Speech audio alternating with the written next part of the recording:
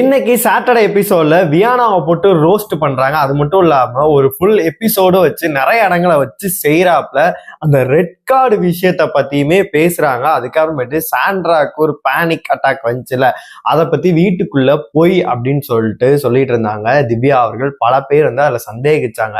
அதையும் பாத்தீங்கன்னா விஜய் சேதுபதி அவர்கள் கிளாரிட்டி கொடுக்குறாரு.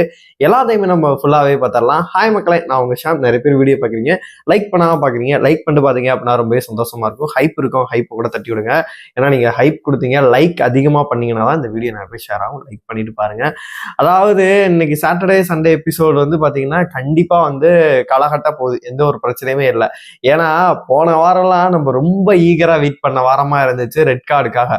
ரெட் கார்டு முடிஞ்சு ஒரு வாரம் ஆயிடுச்சு. அடுத்த வாரம் கிராண்ட் ஃபினால் நடக்க போகுது. கடைசி சாட்டர்டே சண்டேயோட வீக் தான் இது. இந்த வாரம் என்ன பேசினாலும் இந்த வாரத்தோட முடிஞ்சு போகுது. அன்எக்ஸ்பெக்டடா பாத்தீங்கன்னா நம்ம கானா வினோத் வந்து இப்ப பொட்டி எடுத்துட்டு கிளம்பிட்டாரு. அதனால அந்த இடம் வந்து வேக்கண்ட் ஆயிடுச்சு. யார் டைட்டில் வின்னரு, திவ்யாவா இல்ல அரோராவா அப்படின்ற ஒரு சர்ச்சைகள் போயிட்டு இருந்தாலுமே கடைசி வீக்கெண்ட்ல விஜய் சேதுபதி என்ன பேச போறாரு ஒரு விஷயத்த நீங்க ஞாபகப்படுத்தி பாருங்க. ஒரு வாரம் வந்து பிரதீப்க்கு வந்து ரெட் கார்டு கொடுத்துருப்பாங்க. அந்த வாரம் பாத்தீங்கன்னா மக்கள் எல்லாம் போட்டு கமலஹாசன் அடின்னு அடிச்சிருப்பாங்க. அதாவது எதுக்கு ரெட் கார்டு கொடுத்தாங்க, பேசவே இல்லைன்னு சொல்லிட்டு. அது நியாயமானது. ஆனா பார்வதிக்கும் கமருதின்னு கொடுத்ததுக்கு வந்து மக்களே தான் கொடுக்க சொன்னாங்க. நீங்க கொடுத்துதான் ஆகணும் அப்படின்னு சொல்லிட்டு மக்களே தான் வந்து பாத்தீங்கன்னா நீ இதை தவிர வேற வழியே கிடையாது, கொடுக்கல அப்படின்னு நாங்க என்ன பண்ணுவோம் அப்படின்ற மாதிரி பேசியிருந்தாங்க. அதே மாதிரியே கொடுத்துட்டாங்க. ஆனா கொடுத்த பிறகுதான் எக்ஸ் கண்டஸ்டன்ட் எல்லாம் உள்ள போனாங்க. எல்லாம் போயிட்டு வியானாவெல்லாம் பாத்தீங்கன்னா சாண்ட்ராவை லெஃப்ட் அண்ட் ரைட்டு வாங்குறாங்க. நானும் பேசாம அழுதுகிட்டு இது உட்காந்துக்கிட்டா நான் என்ன வேணா நீ பண்ணுவியா, பச்சை பொய் பேசுறா, இதெல்லாம் ஒரு மனுஷியா அப்படின்னு சொல்லிட்டு அவங்க ஒரு சைடு அவங்கள போட்டு செய்ய, இன்னொரு சைடு ரம்யா போட்டு செய்ய, இங்கிட்டு இப்ப திவ்யாவும் இவங்களோட சேர்ந்து கிளம்பிட்டாங்க. அதனால இணைய பொறுத்தளவு சாண்ட்ராக்கு எல்லா சைட்ல இருந்தும் அடி விழுது. அதுல எழுந்த ஒரு கொஸ்டின் தான் அந்த பேனிக் அட்டாக்கோட டிராமா. கார் டாஸ்க் அப்ப வந்து பாத்தீங்கன்னா அவங்க வந்து பார்வதி அண்ட் கமருதி 2 பேரும் வெளியில தள்ளி இருப்பாங்க. அப்ப அவங்களுக்கு ஒரு மாதிரி இருந்துச்சு. நம்ம அப்ப நினைச்சோம் பிக்ஸ் வந்துருச்சு போல இருக்கு, அதனால வந்து இவங்க வந்து ஹெல்த் இதா இருந்துச்சு, அதனால டாக்டர்ஸ் வந்து கூப்பிட்டு போனாங்க அப்படின்னு தான் நினைச்சோம். இப்ப இந்த இடத்துல திவ்யா வந்து சந்தேகிக்கிறாங்க. அது எப்படி வந்துச்சு, எனக்கு டிராமாவும் தோணுது, ஏதாச்சும் பண்ணியிருப்பாங்களோ அப்படின்னு சொல்லிட்டு அப்படின்ற மாதிரி அவங்களுமே சொல்றாங்க. அதே மாதிரி விக்ரம் ஒரு இடத்துல அரோராட்ட பேசும்போது இப்ப இவங்கெல்லாம் அந்த மாதிரி பேசுறாங்கல்ல, எனக்கு அந்த இடத்துல பார்க்கும்போது அது இதாதான் தோணுச்சு. பேனிக் அட்டாக் மாதிரிதான் இருந்துச்சு. ஏன்னா ரொம்ப நேரம் யாரும் நடிக்க முடியாது, அப்படியே அவங்க ஏமாத்தினா கூட நான் ஏமாந்துட்டு போறேன் அப்படின்னு சொல்லிட்டு விக்ரம் அவர்கள் சொல்லியிருந்தாரு.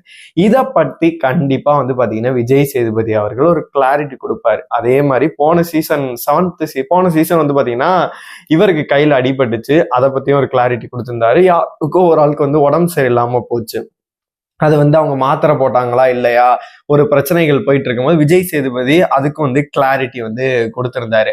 அதனால என்னைய பொறுத்தளவு இன்னைக்கு வந்து பாத்தீங்கன்னா கண்டிப்பா கிளாரிட்டி கொடுப்பாரு. அதனால நமக்கு கிடைச்ச தகவல் படி என்ன அப்படின்னா சாண்ட்ராக்காக வந்து பாத்தீங்கன்னா வியானாவை போட்டு பொழக்கிறாரு. ஏன்னா ஒரு பார்வதியை எல்லாம் பாக்குறாங்க இவங்களை வியானாவை. ஃபர்ஸ்ட் எப்படி அது போச்சு, வெளியில போகும்போது ஒரு மோட்ல போச்சு, வெளியில போயிட்டு என்னத்தை பார்த்துச்சு, யார் எது எழுதி கொடுத்தாங்களான்னு தெரியல, ஒரு ரெட் சிப் போட்ட ஒரு இதாதான் தெரியுது. குட்டி பார்வதியா தான் அவங்கள வந்து வளம் வந்துட்டு இருக்காங்க. யார் பேசினாலும் எதுவும் மதிக்கிறதே இல்லை, போட்டுக்கிட்டு இது பண்றது என்னென்ன வார்த்தையோ விடுது. சின்ன சின்ன வார்த்தைகள்லாம் கிடையாது. என்னென்ன உங்களுக்கு சீரியல் வெளியில காத்திருக்கு, உங்களை மாதிரி சீரியல் நான் பண்ணிட்டு இருக்கேனா, அது அப்ப மட்டும் இதாகுன்னு சொல்லிட்டு குத்துற மாதிரியே அது பேசுது. அதனால வந்து கண்டிப்பா நிறைய பேர் வந்து வியானாக்கு ரெட் கார்டு கொடுங்க, இந்த எக்ஸ் கண்டஸ்டன்ட்க்கு ரெட் கார்டு கொடுங்கன்னா வியானாக்கு தான் கொடுக்கணும் அப்படின்ற மாதிரி வந்து பேசிட்டு இருந்தாங்க. அதன் பிறகு வந்து பாத்தீங்கன்னா வினோத் அவர் வந்து வெளியில போயிட்டாரு. அதனால அவருக்கு வந்து பாத்தீங்கன்னா இன்னைக்கு மேடையில கூப்பிட்டு கவின்க்கு வந்து கொடுத்தாங்கல்ல காசு, வந்து பாத்தீங்கன்னா பொட்டி எடுத்துட்டு போனா கவின்க்கு கொடுத்துருப்பாங்க. அதே மாதிரி இன்னைக்கு வந்து பாத்தீங்கன்னா அவருக்கு வந்து காசு கொடுக்குறாங்க. கொடுத்துட்டு வந்து அவர்கிட்ட பேசிட்டு கண்டஸ்டன்ட் எல்லாத்துலயுமே அவர் பேசிட்டு அதுக்கப்புறமேட்டு அவரோட ஏவியுமே போடப்படுது, அதையுமே அவர் பாக்குறாரு. பார்த்துட்டு கண் கலங்கிட்டு அதன் பிறகு பாத்தீங்கன்னா எக்ஸிட் ஆயிட்டு போறாரு.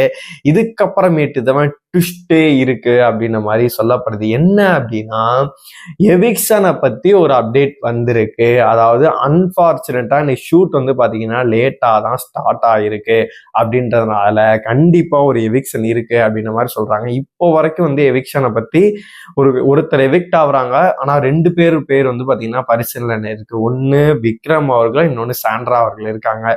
2 பேத்துல யாரு வேணா எவிக்ஷன் ஆகலாம் அப்படின்ற மாதிரி வந்திருக்கு.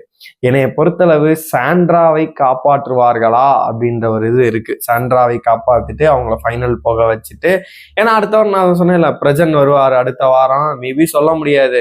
மகத் ரெட் கார்டு வாங்கிட்டு உள்ள வந்த மாதிரி பாரு கமருதீன் வந்தாங்க, இங்கிட்டு பிரஜன் இருக்காரு, இங்கிட்டு சாண்ட்ரா இருக்காங்க அப்படின்னா ஒரே கூத்தா இருக்கும். அதனால அதுக்குமே விஜய் டிவி வந்து ட்ரை பண்றதுக்கான வாய்ப்புமே இருக்கு. வாட் எவர் இட் இஸ், எல்லாமே அவங்கள பொறுத்தளவு டிஆர்பி தான். டிஆர்பிக்காக அவங்க வந்து என்ன வேணா பண்ணுவாங்க, அதுல வந்து மாற்று கருத்தே கிடையாது. அதனால என்னைய ஃபர்ஸ்ட் ப்ரோமோ இன்ன வரைக்கும் வரல, மதியம் வந்து 1-2 ஆகுது, இன்ன வரைக்கும் பாத்தீங்கன்னா வரல. மேபி ஈவினிங் தான் வரும் போல இருக்கு. அதனால ஷூட்டே வந்து பாத்தீங்கன்னா லேட்டா தான் ஸ்டார்ட் ஆச்சு அப்படின்ற மாதிரி சொல்லப்படுது. அதனால மேபி சாண்ட்ராவை ஹோல்டு செய்து விட்டு, ஏன்னா விக்ரம் அவர் தனித்தனே அவரே சொல்றாரு, நான் தான் எவிக்ட் ஆவேன் போல இருக்குன்னு சொல்லிட்டு அரோராட்டே சொல்றாரு. அவர் இன்னொரு குண்டை தூக்கி போறாரு, அதாவது சாண்ட்ரா இல்ல சபரி தான் டைட்டில் வின்னர் அப்படிங்கிற மாதிரி சொல்றாரு. அதுல எதனால சொல்றாரு அப்படின்னா, போன வாரம் அவங்களுக்கு ஒரு இன்சிடென்ட் நடந்துச்சுல்ல, அதுக்காக மக்கள் வந்து அவங்களுக்கு வந்து ஆதரவு கொடுப்பாங்க. அதனால சாண்ட்ரா மேபி டைட்டில் வின் பண்றதுக்கான வாய்ப்பு இருக்கு அப்படின்னு நம்மளுக்கெல்லாம் தூக்கி வாரி போட்டுருச்சு. சாண்ட்ரா டைட்டில் வின்னரா அப்படின்ற மாதிரி இருக்கு. அதுக்கு என்னை பொறுத்த அளவுக்கு வாய்ப்புகள் கிடையாது.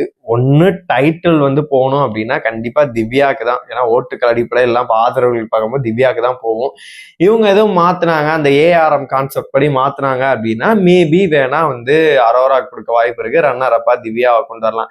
என்னைய பொறுத்த வரைக்கும் 99% வந்து திவ்யாவுக்கு தான் போகுன்ற மாதிரி தான் இருக்கு. ஆனா கடைசி நேரத்துல இவங்க என்ன வேணா மாத்தலாம் அப்படின்ற மாதிரிதான் தோணுது. பார்ப்போம். இன்னைக்கு வியானாவை தொடர்ந்து திவ்யா நிறைய பேருக்கு ரோஸ்ட் அப்படின்ற மாதிரியுமே சொல்லப்படுது. யார் வெளியில போவாங்க, அடுத்தடுத்த அப்டேட் கிடைச்சா கண்டிப்பா வீடியோ போட்டுறேன். உங்களோட கருத்துக்கள் எல்லாத்தையுமே மறக்காம கமெண்ட் பாக்ஸ்ல சொல்லுங்க.